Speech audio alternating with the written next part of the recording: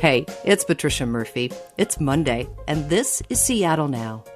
The holidays can be a real mixed bag. Even in the best of times, there's a lot of pressure, and sometimes a little or a lot of emotional baggage, especially for couples. This year, we're doing it during a pandemic. It's a lot. In a minute, relationship experts John and Julie Gottman will share some tactics for keeping it together and share a little about their own marriage. But first, let's get you caught up. King County has suspended in-person jury trials until at least January. It's the second time the courts have paused in-person trials since the pandemic began. The court says it will conduct some trials virtually while it monitors COVID infection rates. People are still traveling for Thanksgiving, but some are heeding the warnings to stay home. Seattle Times reports the Transportation Security Administration says travel plans are down 20% compared to last week. Overall, Thanksgiving travel at SeaTac will likely be a third of what it was last year.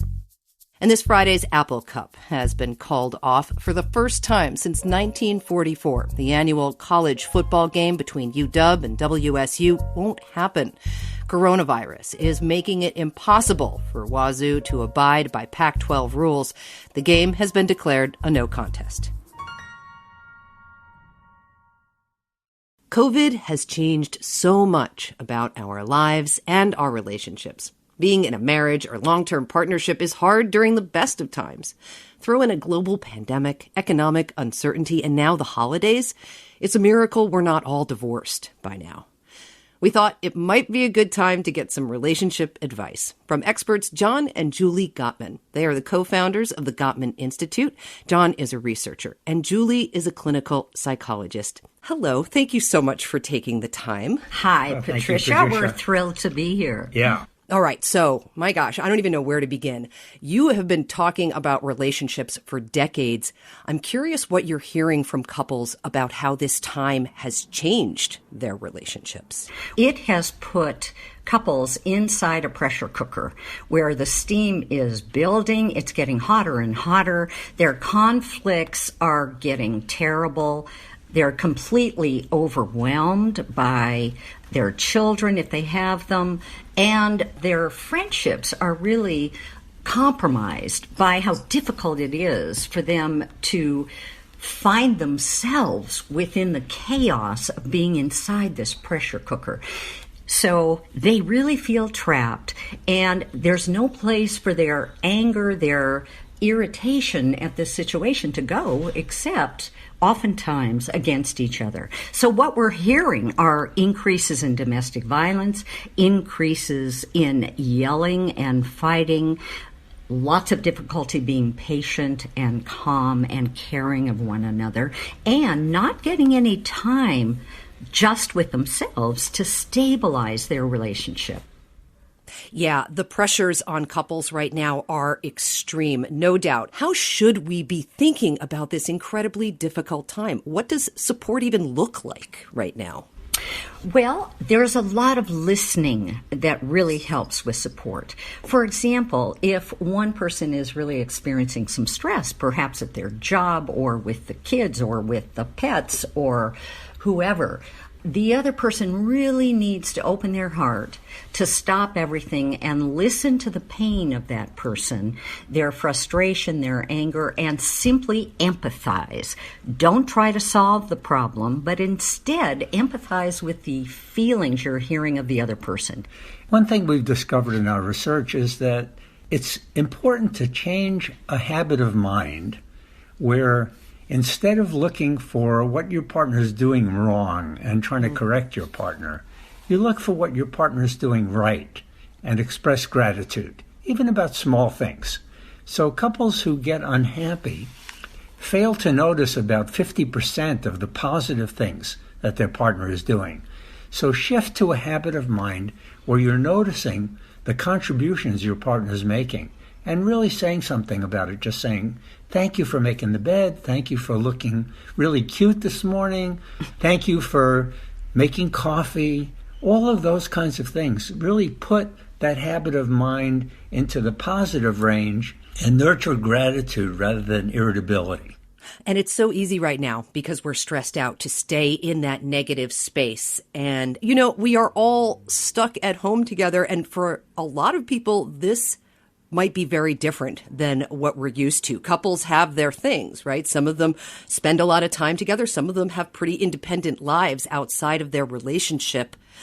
Should you make a point of getting away from each other for a little bit? And how can you find space when you're around each other 24/7?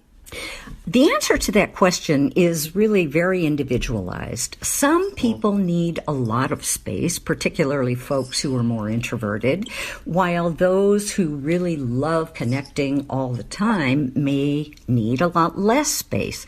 Even when we are quarantined inside a little room together, a studio, let's say, we can still create space for ourselves just with some kind of physical boundary.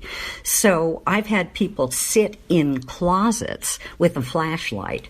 I've had people put up a camping tent and go inside that camping tent, and nobody is allowed to disturb them for, let's say, 30 minutes. You can even go into your car and sit in your car. I was just talking to a wonderful person with 2 little bitty kids, and she had escaped to her car just to get some space for herself. She was out there for 15 minutes. She felt much better when she came back in. So there's always ways of creating space. You can do it. Just be creative. And how are you two dealing with this as a couple?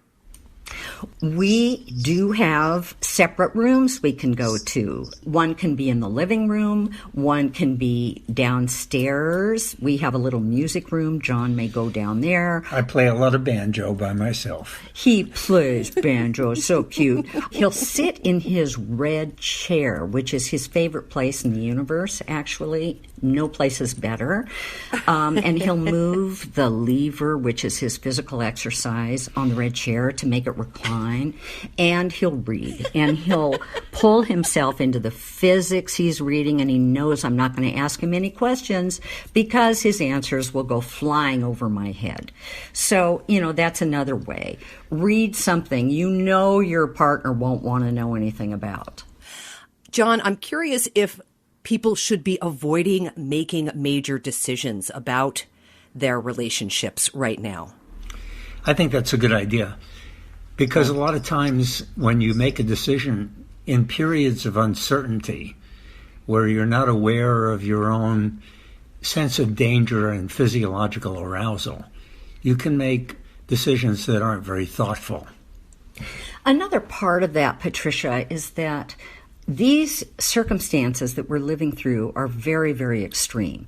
They've never been seen before, certainly in our lifetime. And we don't know what the world is going to be like after this period inevitably ends. So making decisions based in the context of the stress that we're living under now hopefully is not a good match for way far in the future when things will go back or shift to something very, very different. So judging what to do now based on a temporary situation is probably not a good idea. We should wait. You two have been studying relationships for decades, so I wonder if you've learned anything new about your relationship during the pandemic. I think we have. We love each other's company.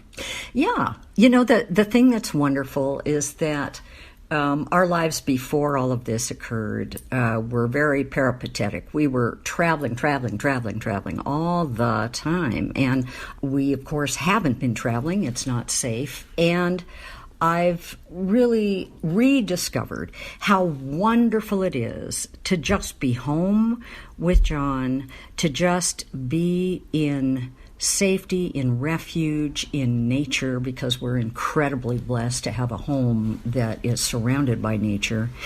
And if I try really, really hard and get a brand new puppy, I can get John outside God, it's great.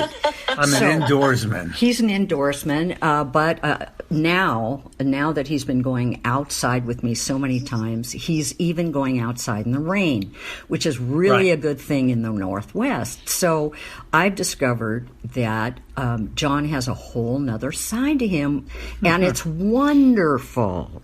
I love this. We've been talking so much about, problems that could arise during COVID, but for you two and for relationships, in some cases, this has been incredibly affirming. Sometimes crisis brings out the best in couples. That's right. That's so important. Dr. Julie Gottman and Dr. John Gottman, co-founders for the Gottman Institute. Fantastic relationship advice. Thank you for telling us how you're navigating the COVID pandemic and how we can do it effectively and better in our own relationships. Thanks. Thanks so much for the opportunity, Patricia. It's really been delightful. Right. If you want to learn more about the Gottman's research or resources for couples, check out the Gottman Institute's website. There's a link in the show notes. Seattle Now is produced by Clare McGrane, Sophie Reed, Caroline Chamberlain Gomez, and Jason Pagano. Matt Jorgensen does our music. I'm Patricia Murphy. See you tomorrow.